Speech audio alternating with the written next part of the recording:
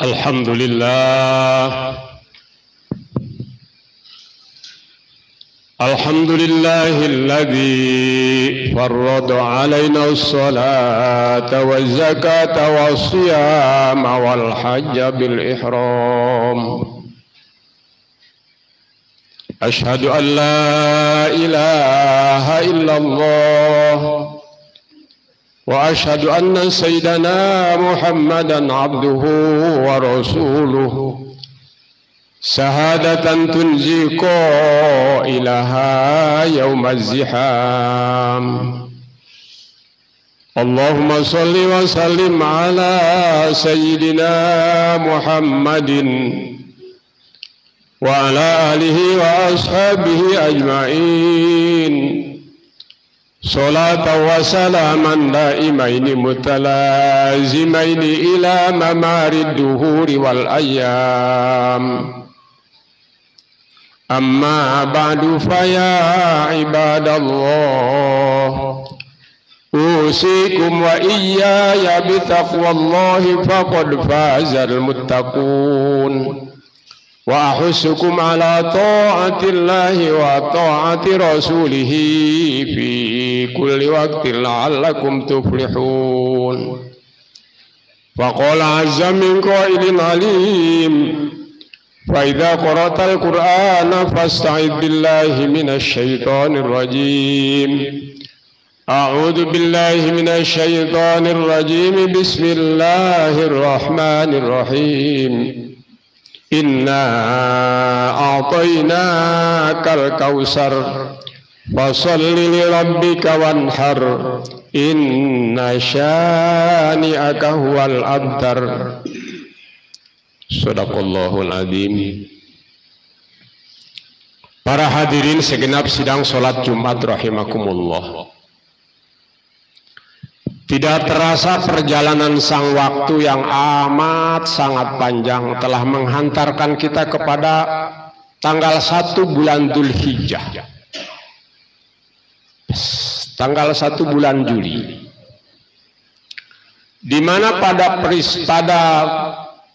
bulan Dzulhijjah ini ada beberapa peristiwa agung.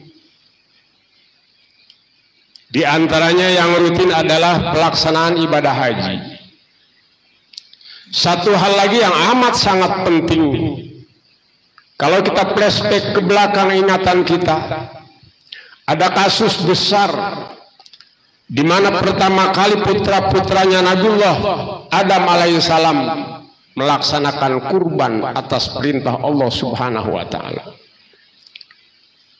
Watlu alaihim naba abnai Adam bil haqqi idz qarraba qurbana fatukubbila min ahadihima wa lam yutaqabbal minal akhar.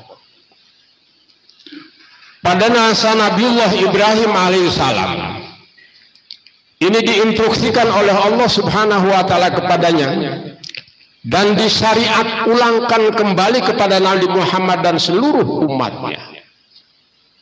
Hadirin rahimakumullah, mari kita lihat mengapa latar belakangnya yang menjadi penyebab Nabiullah Ibrahim alaihissalam menyembelih putranya Nabi Ismail alaihissalam. Hadirin rahimakumullah,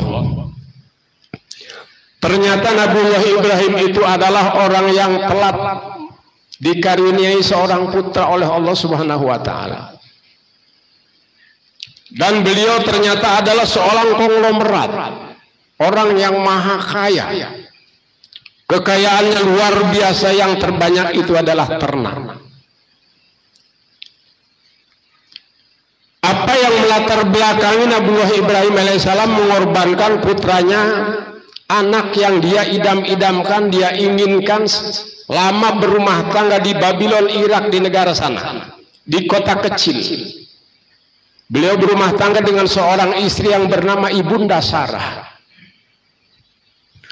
Hadirin rahimakumullah, dalam tarikh dinyatakan sababu dzabhi Ibrahim Ismail alaihi salam annahu qarraba alfasatin. Yang menjadi latar belakang mengapa Nabiullah Ibrahim menyembelih putranya Nabi Ismail, ternyata dulu beliau itu pernah berkurban alpasyatin 1000 ekor domba.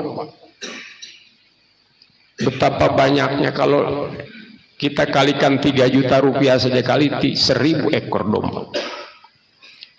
Wasalasami'ati baqaratin ditambah dengan 300 ekor sapi. Kalau dikalikan 25 juta saja begitu banyak. Wa mi'ata badanatin ditambah dengan 100 ekor unta. Semuanya itu fisabilillah. Hadirin rahimakumullah, melihat pengorbanan Nabiullah Ibrahim mengorbankan harta begitu banyak dalam bentuk hewan ternak, maka manusia yang ada di sekitarnya, di kampung beliau, di tetangganya, di kelurahannya, di desanya dan di kecamatannya, fata'ajaban naswal malaikatu min dalika, manusia-manusia terheran-heran, terkagum-kagum. Belum pernah kami menyaksikan ada orang kaya mengorbankan hewannya ribuan ekor hewan. Di setiap gang, setiap kampung, di mana tempat ada kerumunan manusia, Nabiullah Ibrahim alaihissalam menjadi buah bibir. Diceritakan tentang betapa tingginya kedermawanan, betapa tinggi rasa sosialnya. Sampailah pujian-pujian ini dari semua orang yang ada di sekitar ketelinga Nabiullah Ibrahim alaihissalam. Apakah Nabiullah Ibrahim alaihissalam menjadi GR, gede rasa, sombong dan tinggi hati? Tidak. Bahkan beliau menimpali pujian-pujian mereka. Faqala Ibrahim alaihissalam, Nabiullah Ibrahim alaihissalam menimpali pujian mereka dengan sebuah perkataan. Kata beliau, kullu ma taqarraba bihi laisa bisyai'in indi. Semua yang aku korbankan, aku infakkan, aku sedekahkan, hewan ribuan ekor, itu tidak berarti apa-apa buat aku. Karena semuanya ini, harta ini, peluang ini, waktu ini, diri ini, bahkan nyawa ini adalah pemberian Allah Subhanahu wa ta'ala. Bahkan beliau tidak sampai di situ berkata, beliau sampai bersumpah. Kata Nabiullah Ibrahim alaihissalam, wallahi law kana li ibnun la adbahannahu fi sabilillah. Seandainya aku dikaruniai seorang putra. Waktu itu Nabiullah Ibrahim alaihissalam belum memiliki seorang anak. Seandainya aku dikaruniai seorang putra dan Allah minta putraku yang aku inginkan, aku idam-idamkan sejak lama, Allah minta agar disembelih, maka kata Nabiullah Ibrahim alaihissalam, la adbahannahu fi sabilillah, aku akan sembelih juga memang kalau Allah yang minta. Hadirin rahimakumullah. Selanjutnya kata beliau, wa ataqarrabu bihi ilallah, aku akan mendekatkan diri dengan cara itu kepada Allah Subhanahu wa ta'ala. Hadirin rahimakumullah, selanjutnya falamma qala Ibrahim alaihissalam hadal qaul. Setelah Nabiullah Ibrahim alaihissalam mengucapkan sumpah janjinya, wa madu alaihi zamanun, dan masa berlalu sudah bertahun-tahun. Terjadi revolusi fisik dengan Raja Namrud sampai terusirnya Nabiullah Ibrahim alaihissalam, dideportasi berangkat dari Irak dengan istrinya yang bernama Sarah, berjalan kaki sampai di kota Mesir. Jauh beliau terusir. Singkatnya di sana bergaul dengan seorang raja Mesir dan diberi hadiah seorang wanita yang bernama Ibunda Hajar, menikah dengannya, berumah tangga di Makkatul Mukarramah, dikaruniai seorang putra oleh Allah yang bernama Ismail alaihissalam. Kira-kira sudah berusia 8 atau 10 tahun, di mana sedang lucu-lucuna Nabi Ismail alaihissalam. Bagi seorang yang amat sangat merindukan seorang putra bertahun-tahun, sekarang dikaruniai seorang putra. Maka tanggal 8 bulan Dzulhijjah yang disebut hari Tarwiyah, di mana kita-kita yang tidak melaksanakan ibadah haji disunahkan untuk puasa hari Tarwiyah tanggal 8 Dzulhijjah. Nabiullah Ibrahim alaihissalam mendapat instruksi dari Allah Subhanahu wa ta'ala. Dalam instruksinya kata Allah, ya Ibrahim uf binadrik, laksanakan sumpah janji nadarmu dulu. sudah tahunan yang lama, sudah lama sekali, sudah lupa Nabiullah Ibrahim alaihissalam.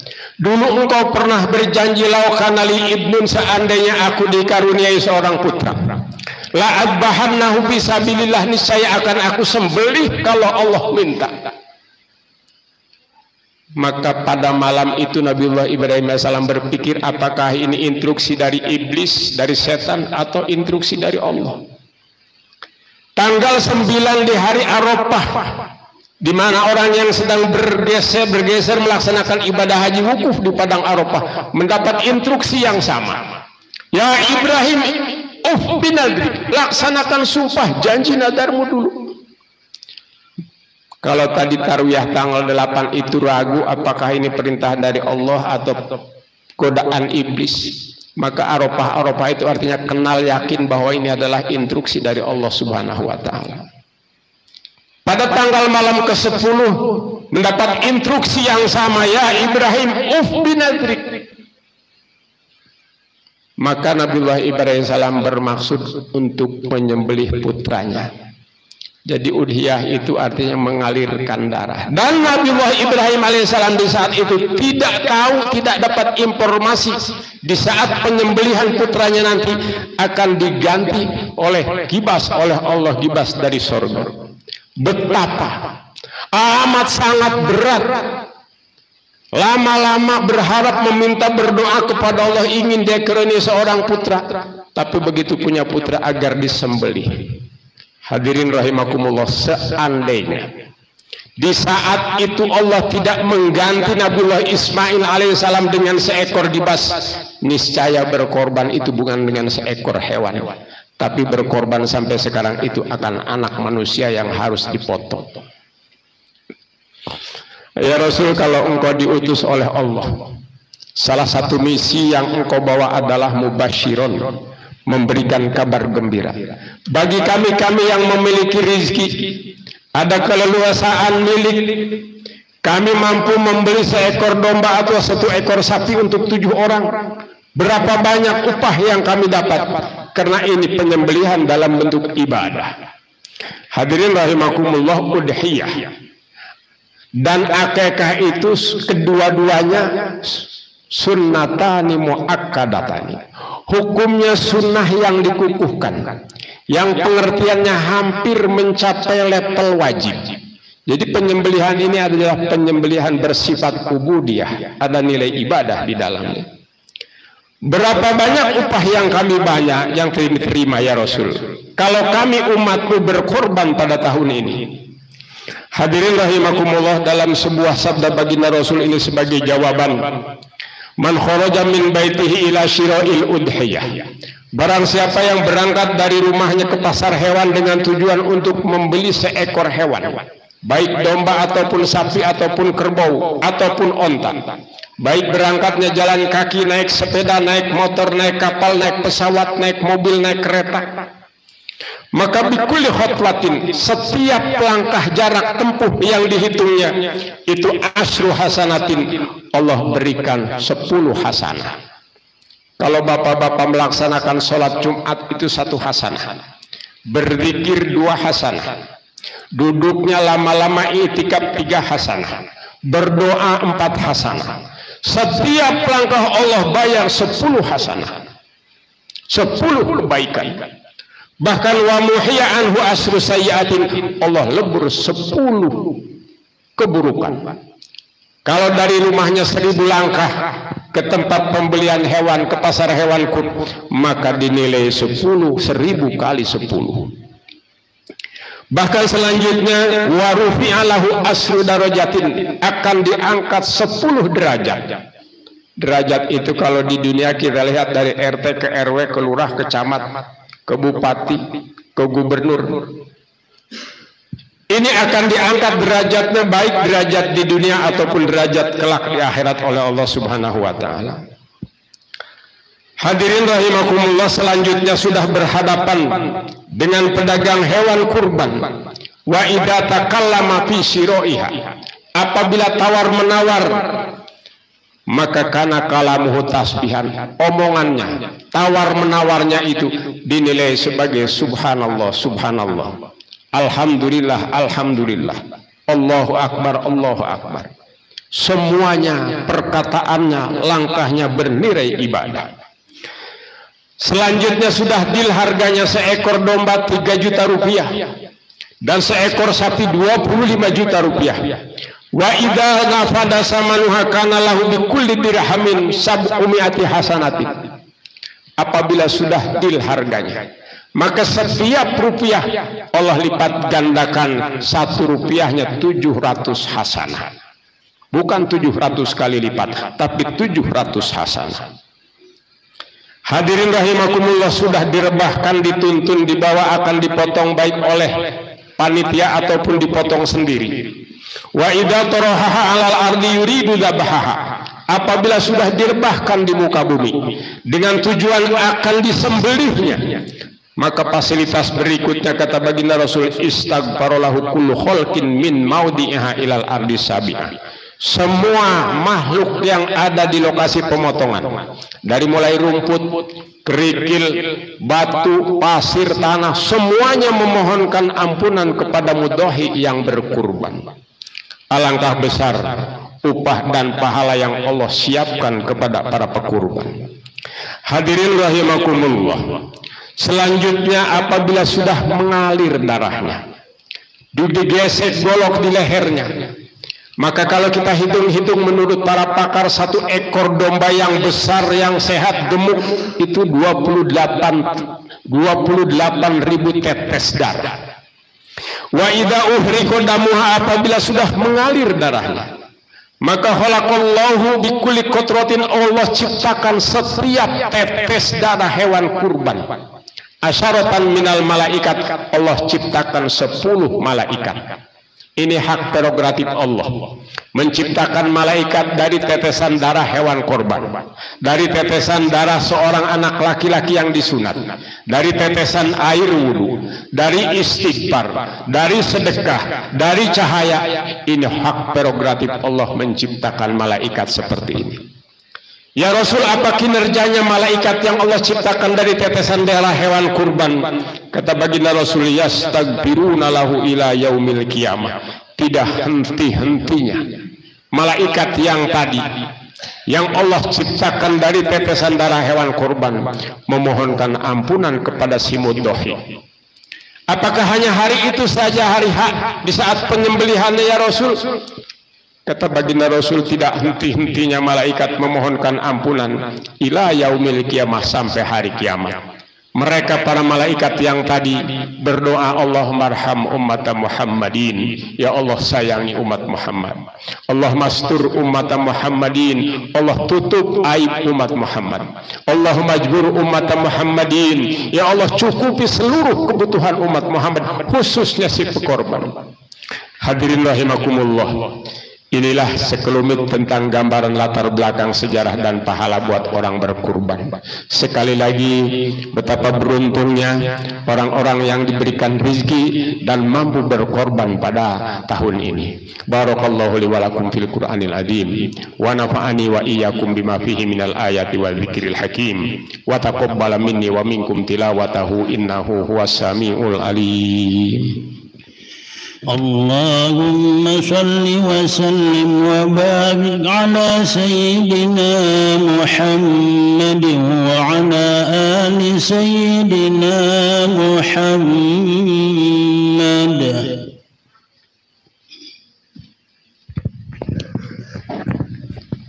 Alhamdulillah, alhamdulillahilladzi amarna bittaqwa.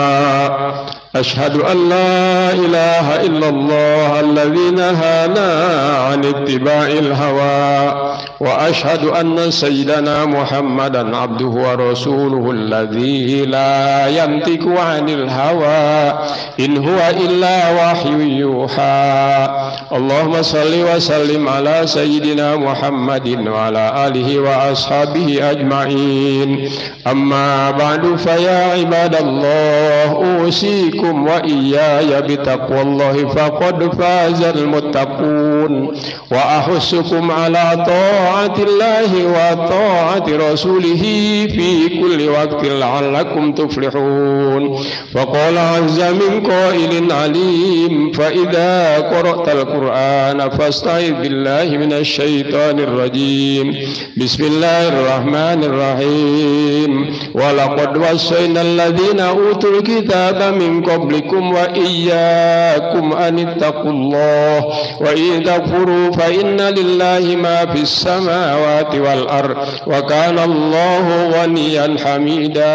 واعلموا أن الله صلى على نبيه قديما وقال تعالى مخبرا عليما إن الله وملائكته يصلون على النبي يا أيها الذين آمنوا صلوا عليه وسلموا تسليما.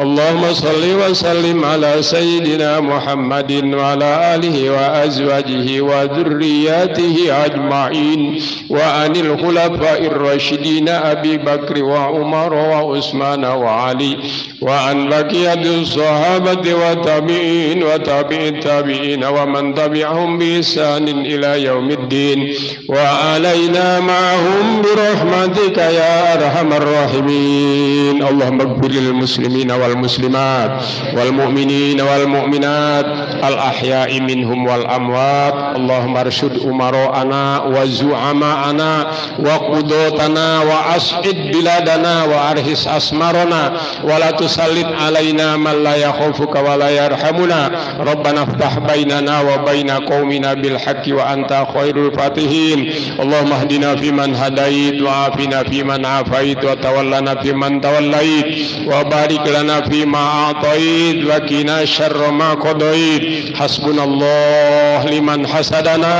حسبنا الله لمن خذلنا حسبنا الله لمن عادانا حسبنا الله لمن ظلمنا حسبنا الله لمن مكر بنا حسبنا الله لمن بغى علينا حسبنا الله ونعم الوكيل نعم المولى ونعم النصير. عباد الله إن الله يأمر بالعدل والإحسان وإيتاء ذي القربى وينهى عن الفحشاء والمنكر والبغي يعظكم لعلكم تذكرون. فاذكروا الله العظيم يذكركم ولذكر الله أكبر.